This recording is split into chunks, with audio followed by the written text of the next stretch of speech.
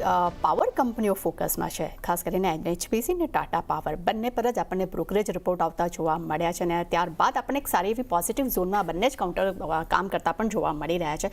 શું છે વધુ વિગત જાણીએ અમારા સહયોગી શ્રદ્ધા પરસાણીયા પાસેથી. ગુડ મોર્નિંગ શ્રદ્ધા, જણાવશો કે શું આવ્યા છે રિપોર્ટ્સ?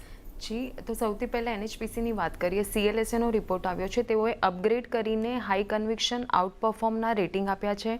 હાયર કેપેક્સના ફેક્ટરિંગ માટે તેઓએ ટાર્ગેટ્સ 120થી 117ના કર્યા છે. માર્ચ 2025થી પરબાતી હાઇડ્રો પ્રોજેક્ટ્સની શરૂઆત થવાથી રેગ્યુલેટેડ ઇક્વિટીમાં 27% વધારો જોવા મળી શકે છે. ટૂંકા ગાળાના રેગ્યુલેટેડ પમ્પ સ્ટોરેજમાં પણ કંપનીનો પ્રવેશ થતો જોવા મળી શકે છે આવનારા સમયમાં. અને FY 24થી 28 માટે તેઓનું અનુમાન છે કે રેગ્યુલેટેડ ઇક્વિટીમાં 2x થવાની શક્યતા છે અને મોટા પ્રોજેક્ટ્સમાં પણ EPSને આગળ વધારવા માટે ઉપયોગી થઈ શકે છે.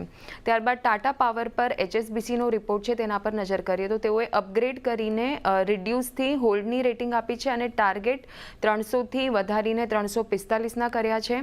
પાવર ડિમાન્ડમાં નરમાશના લીધે ગ્રોથ પ્રોજેક્શનમાં પણ એક ઇમ્પેક્ટ જોવા મળી શકે છે અને પાવર પરચેસ એગ્રીમેન્ટના સાઇનિંગ્સમાં પણ એક નરમાશ જોવા મળી રહી છે. અને ત્યારબાદ ઉત્તર પ્રદેશ અને રાજસ્થાન જેવી સરકારી માલિકીની ડિસ્કોમમાં પણ તેઓના ખાનગીકરણમાં વિલંબ જોવા મળી શકે છે આવનારા સમયમાં.